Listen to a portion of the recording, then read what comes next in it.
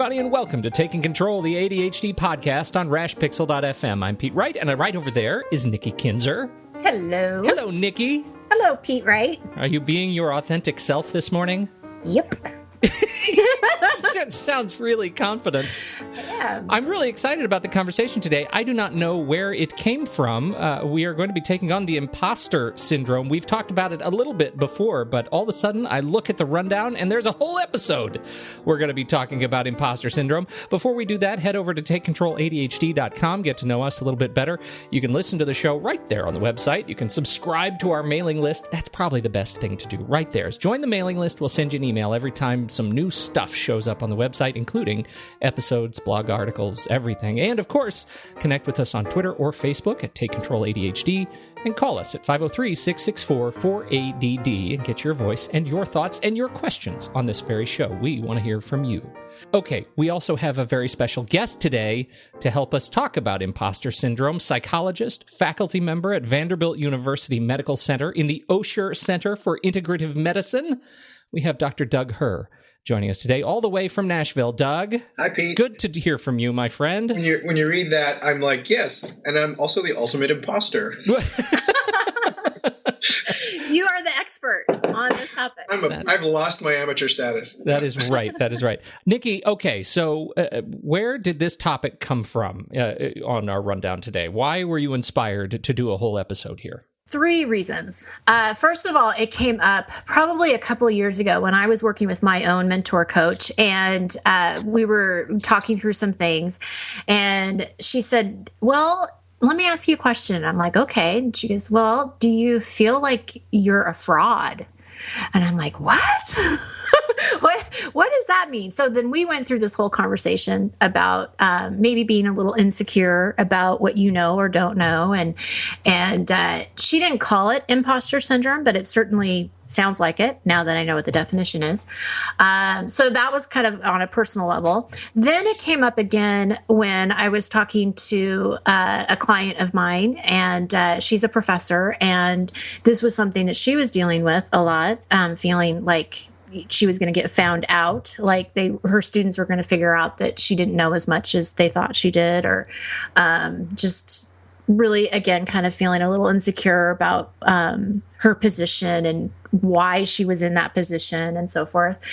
And then recently it came up again with one of my coaching groups. And the coaching group that I have right now is a younger clientele. They're in their 20s and 30s. And she did use the word imposter syndrome and wanted to talk about it. I was just fascinated by it. So I was like, hey, I need to research this, learn about it. And I thought I would love to get an expert on the show to talk about it. Well, excellent. Yeah, it's affected me 3 ways. And Pete, when things happen like that, you got to listen. Yeah, you got to pay attention. That's the truth. Sing it, sister. Ain't that right. The truth? I definitely resonate with this, and that's one of the reasons I'm so excited to talk about it, because I think from the day I quit the corporate job to do this full time, it has been a constant struggle with feeling like a complete imposter. What is it that's going on in my brain that is causing me to feel so self-judged, even in the absence of other people judging me? So where would you like to start? Well, I would be really curious to just, find out how to explain it, because I could explain it, but I'm kind of thinking that Doug would do a lot better than me. So, Doug, can you explain what imposter syndrome is? Imposter syndrome is when somebody who really is high achieving feels like they aren't high achieving because of their skill, intelligence, and effort, but rather it's just by some kind of fluke, and they're just waiting for everyone to figure that out. With ADHD, you're absolutely susceptible to that, and I won't try and describe everyone's experience, but I know that for me, even the fact of having my attentional drift happen, pretty much all the time. So I'm constantly trying to tune in again to, what's happening right now, because I'll just have all sorts of thoughts about what's happening right now and find them fascinating for a moment, and then realize I'm not on the same page anymore. And feel like I'm having to play catch up all the time. I mean, that right there is enough that you want to hide that from people, right? I mean, you don't want everyone thinking that like listening to them isn't important to you, right? I mean, that's exactly not true, first of all. So you want to save people from having the wrong idea, to really be present to what's going on and be engaged in it all the time is a struggle for someone with ADHD. And it doesn't matter that you love it and care about it deeply. You know, there's still the tendency to just have your attention be distracted by so many things. I can't tell you, as I was like taking, the 4 minutes to prepare for this session so that I wouldn't look stupid. There had to be at least 6 different tangents that I went to explore. Yeah. Yeah, right. Well, and isn't that so much? I mean, we did a show recently, Nikki. How does this hit you? That on impulse control, and that seems like so much of kind of what we're dealing with. Like your attention drifts largely because you find it so difficult to to bring yourself back to present because there are other things that are fighting so competently for your locus of attention and awareness at that very moment. Not that you don't care about the other thing that other people are doing, but that this other thing has come up that is so important. Right. Well, and something that Doug said that really resonated with me is when he was talking about how you kind of want to hide that. Like you don't want the other people to know, or you don't want the person that you're talking to know that your mind just drifted. And that's that's hard to get around because then you start feeling ashamed or guilty about it when it's really not in your control. Well, and shame is really fundamental. And anyone who hasn't already indulged in Brene Brown's work, please go do that. Mm-hmm. And because she really brought shame to the forefront, and in charming and hilarious ways too. So she's fantastic for someone with ADHD. She keeps getting your attention again. But shame is so powerful and so toxic because it really has to do with this thing about myself that I truly cannot change. And if I think that because I have this, you fill in the blank, but in this case, attentional drift is a good way to put it, then I'm not good enough as a person. That right there is so problematic. Shame is really important because it really guides and controls us unless we have a good handle on it. And what it does is it drives our attention away from itself in the background of our minds. And that is going to make us more ADHD than ever. Well, so I want to talk more about that because what it sounds like you're saying is I'm in the middle of a situation where I'm already struggling to stay attuned to what's going on. And because I am not attuned to it, I'm shameful about it. And now I'm distracted by my own shame. Exactly. Mm-hmm. And the need to hide. All those things are sort of in orbit of one another. There are different schools of thought as to how ADHD comes about.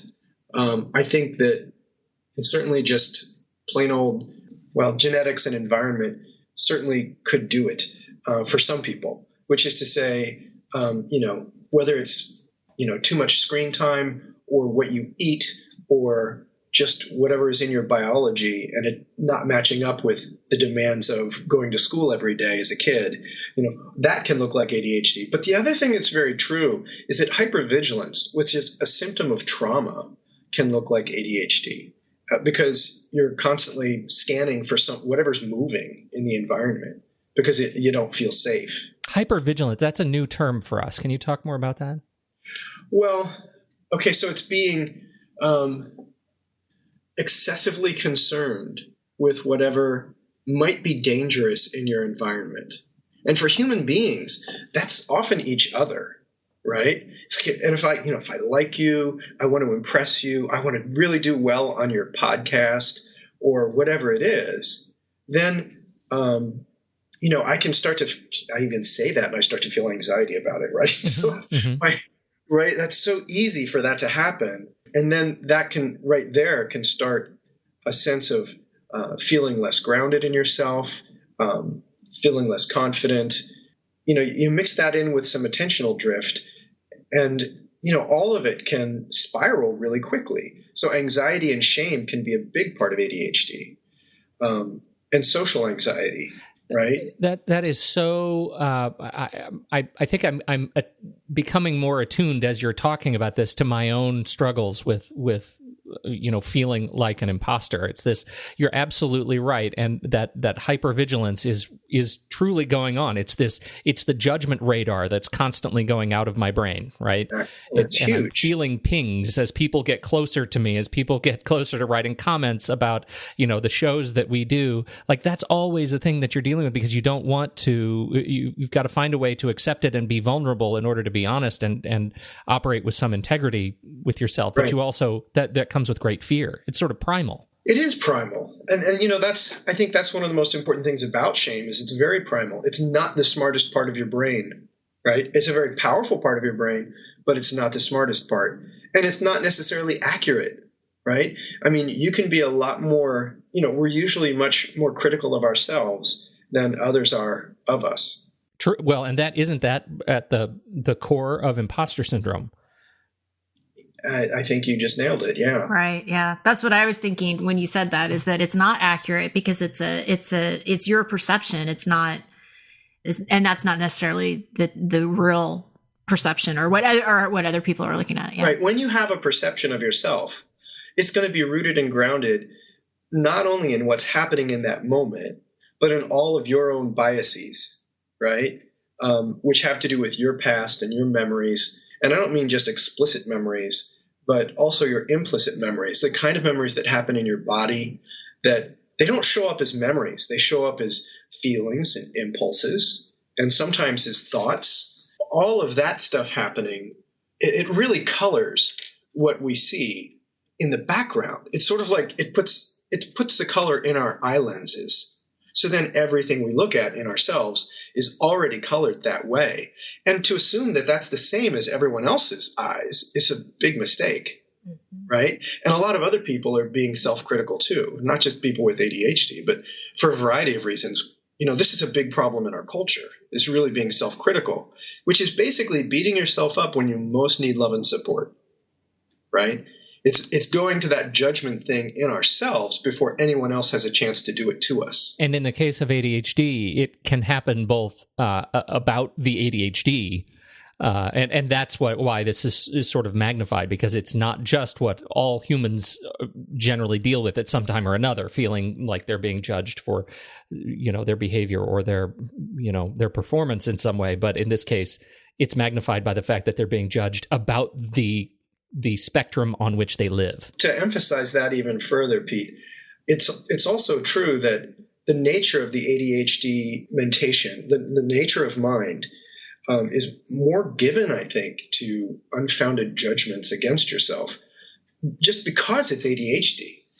I don't have any studies on that, but I don't know that it's been studied, but I'm really curious about it, even as we're talking about it, because the neurology of ADHD, I think, is going to be that you're more lost in your neocortex. This isn't just a uniquely ADHD problem. It's just more so in ADHD, right? I mean, just like when you look at attentional issues, they can happen for anyone. If you're used to drinking coffee and you don't, if you don't get a good night's sleep, if you haven't eaten right, if you're not, if you don't have a good balanced life, like I think most people in our culture right now really probably don't have great balanced lives. But with ADHD, it's just emphasized even more.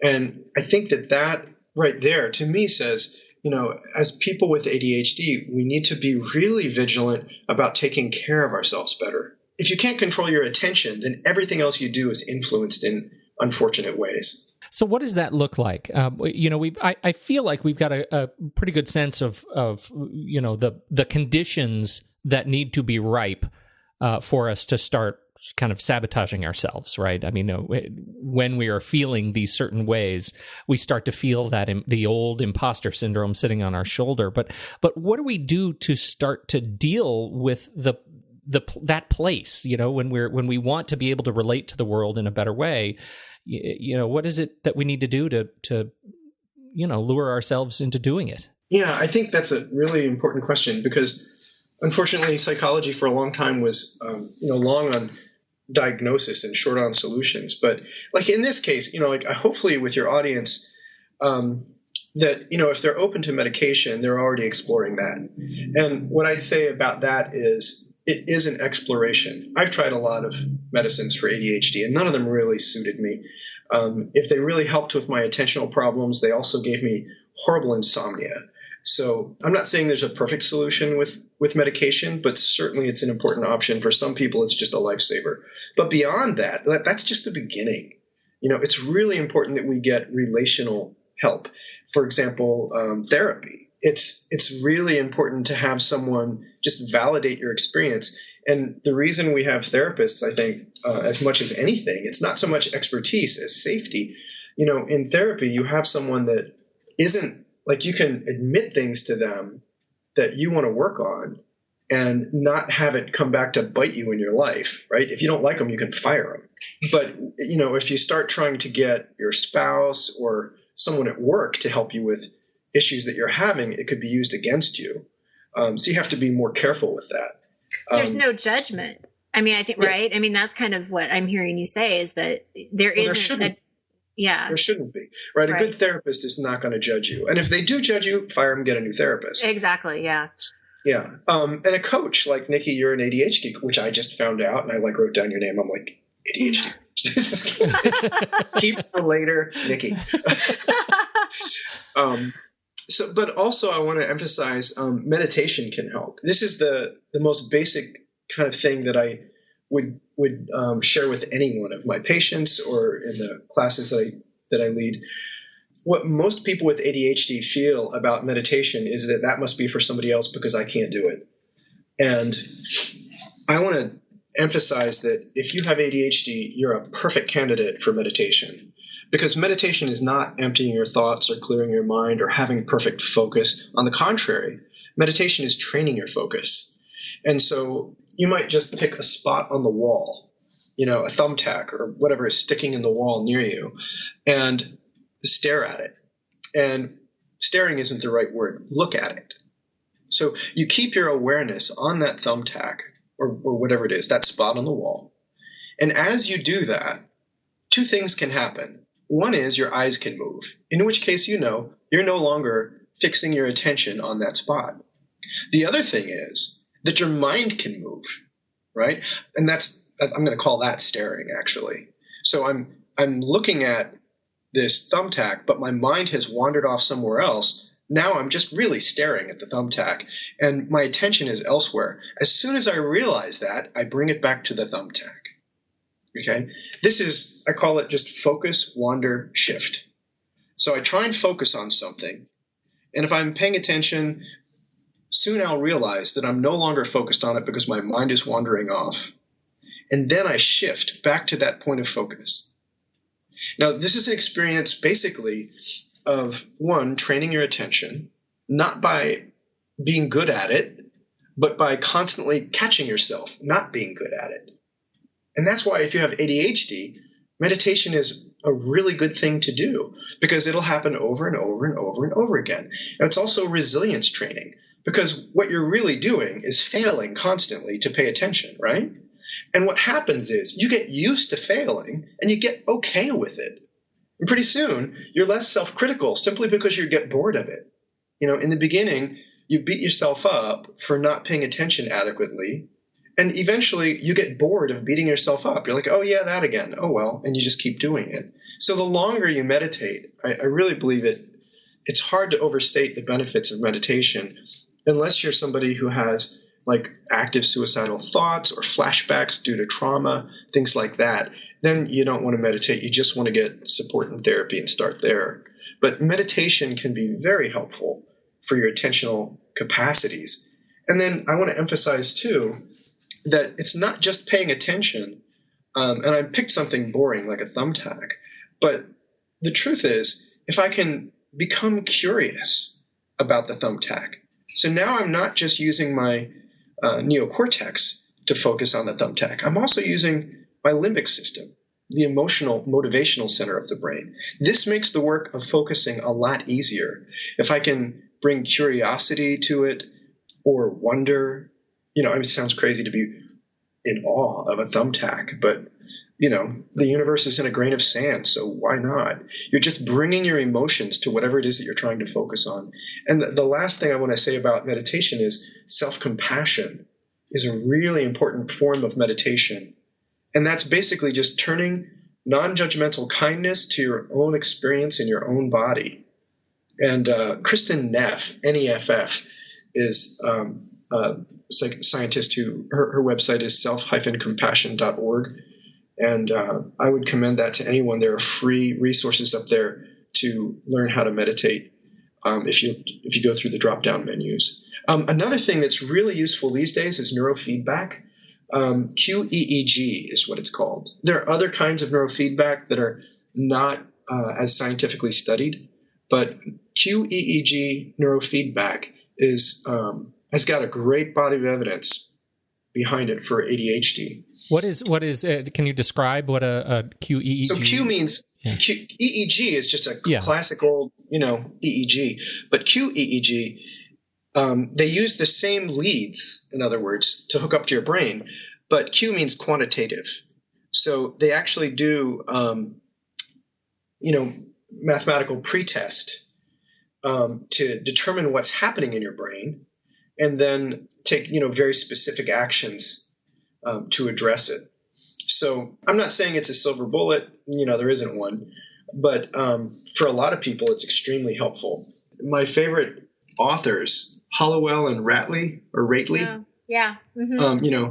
Driven to Distraction or Delivered from Distraction. Mm-hmm. Great. I think these guys are great. Mm-hmm. And one of the things that they say is,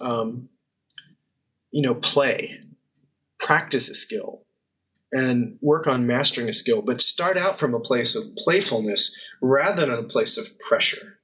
And like trying to live up to your spouse's expectations is not where you want to begin. Right. You have to be able to play with it in a stress-free zone, and you can build skills that way.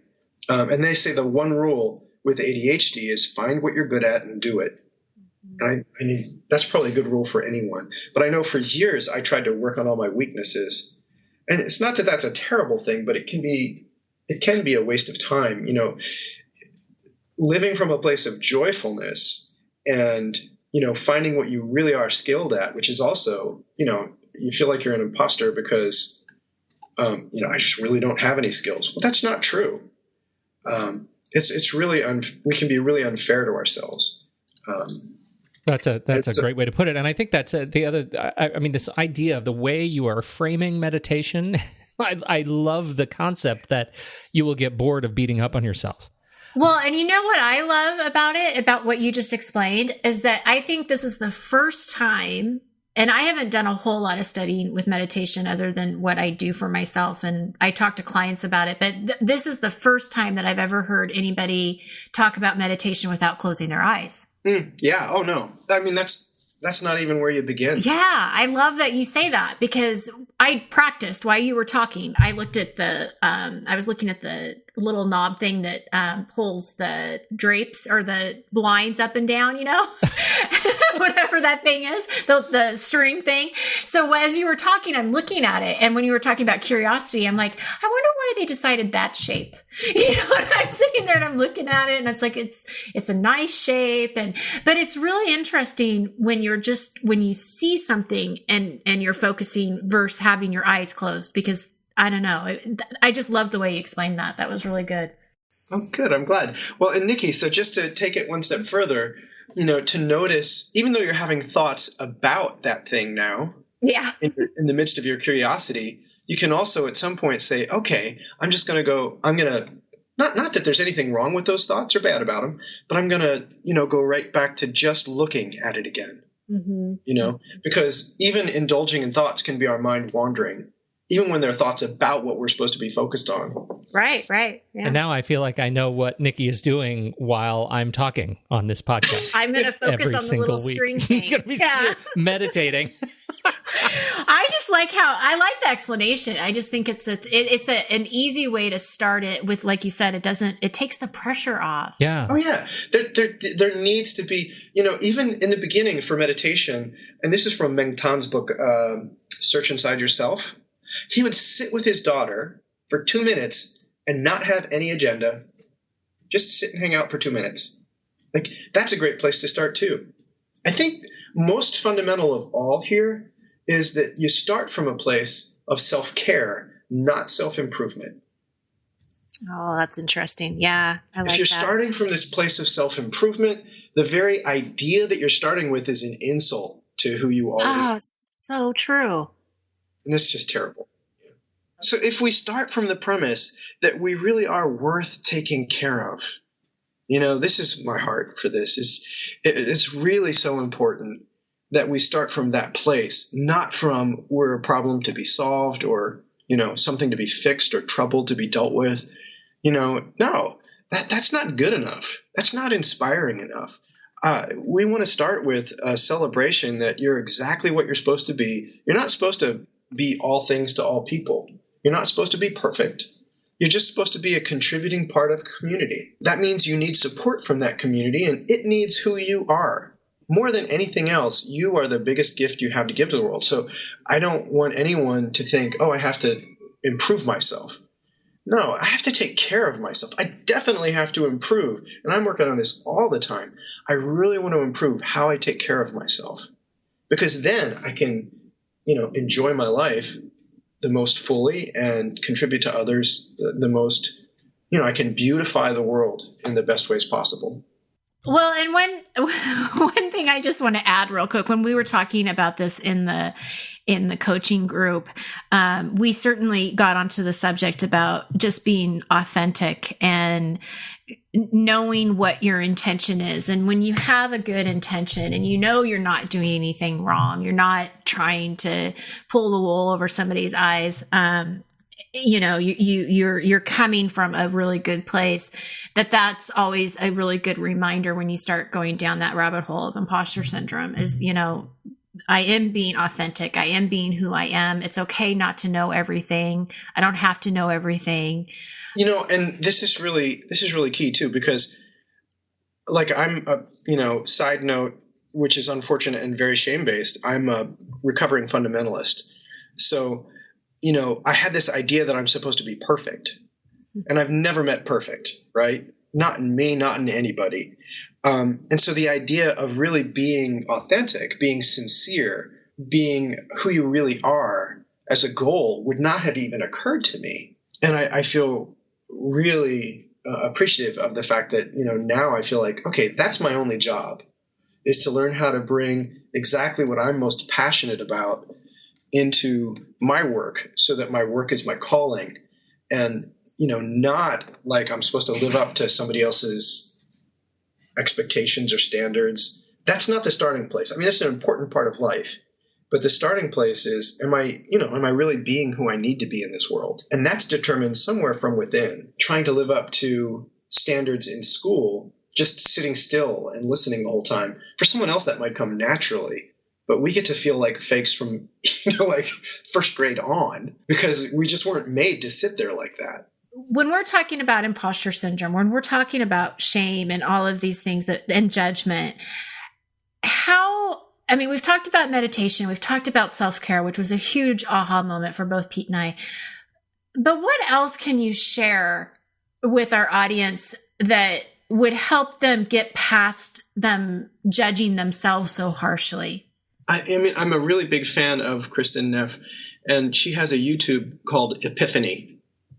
She said one of the most important things about it is that a lot of our judgment is built into the back of our minds. And so mindfulness is paying attention to the present moment non-judgmentally. And I really like to say, instead of take non-judgmentally right out of the equation, because I'm just going to judge myself because I'm judgmental.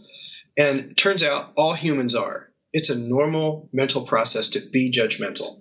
But as soon as we notice that we're judgmental, as soon as I notice, let me not use that as like a global label judgmental. Let's say as I'm being judgmental in this moment, when I notice that, now I'm sitting in the place of the witness rather than the judge, and I can start to unpack it. And what's really important to me about judgment is that it's a cover for pain and fear. So or it was pain and fear that I had in the past, right? So it's a normal process. It arose for natural reasons. Being judgmental is a normal process. So let yourself off the hook. Don't judge yourself for being judgmental, first of all. When we recognize what's underneath that judgment, that's going to be really powerful. That's basically the doorway to enlightenment as opposed to judgment in that moment, is to say, wait a minute, I'm using this judgment to avoid feeling something, to avoid thinking something. And by the way, you don't have to believe all your thoughts. They're not all true. They're just, who knows? They're artifacts of memory and ideas that your brain had when you were 4 or 5 years old or 15 years old. But you can do better than that now. So if you witness these things, realize your goal, again, it's not self-improvement. You don't have to try and change those judgments or the pain or fear that's underneath it. If you simply be present to it in a kind way and be curious about it. And that's the place where you become more self-supporting and really self-healing. It's a very self-healing process. If it becomes overwhelming, that's where you need more support. That doesn't mean you're weak. It means you're human. And that's where, good friends, other people who understand in a support group or a therapist are also very useful. Love that. Thank you so much. Oh, yeah. Thanks for the question. Okay, Pete. Now you can wrap it up. I don't want to jump in if I'm... You don't want to be impulsive? I'm way too impulsive. I just get too excited. Well, you know what, Nikki? Seriously, this is... Wait a minute. Now it's you? And now it's me. I want Nikki to talk about what she does. Oh, they know what I do. They know what I do. I don't. Are you sure? Come on. Well, I'll tell you what. I will certainly facilitate that. But this is about you, Doug, and how you are first of all, a very old and dear friend of mine, and so I personally appreciate you being here. But I know you have offered something transformative to our listeners. So thank you for taking the time to do that with us today. Thank you, Pete. And you're very welcome. And you're a hell of a singer too. People don't know this, but old Doug, he can carry a tune. I live in Nashville now, so I don't really bandy that about because. Hey, speaking of imposter syndrome, by professionals. Boy, did you live in the wrong place for that? Yeah, no kidding. Anyway, this has been terrific. Anything else we have to talk about, Nikki? Do you have any final comments or thoughts? No, this is great. I hope you'll come back on the show sometime. Oh, me? I would love to. I'm always on the show, Doug. Who else are we talking to? Yeah. No, Pete, I hope you'll host next week. Well, I'm going to go back and listen to all the old podcasts now because I'm excited about this. Excellent. Well, maybe we can give you a few pointers. There are a couple. There's like 268 of them. Yeah, we've got kind of a catalog. Okay, anyway, well then maybe I'll listen to about 28 seconds of each one, right? There you go. Representative sample. True ADHD style. Yeah, it's a perfect model behavior. Thank you so much again, Doug Herr, who is a psychologist and faculty member at Vanderbilt University in Nashville. Go find him there. You can hang out outside his office and bring him lunch. He would like that. And on behalf of Nikki Kinzer, I'm Pete Wright. Thanks, everybody. We'll catch you next week on Taking Control, the ADHD podcast.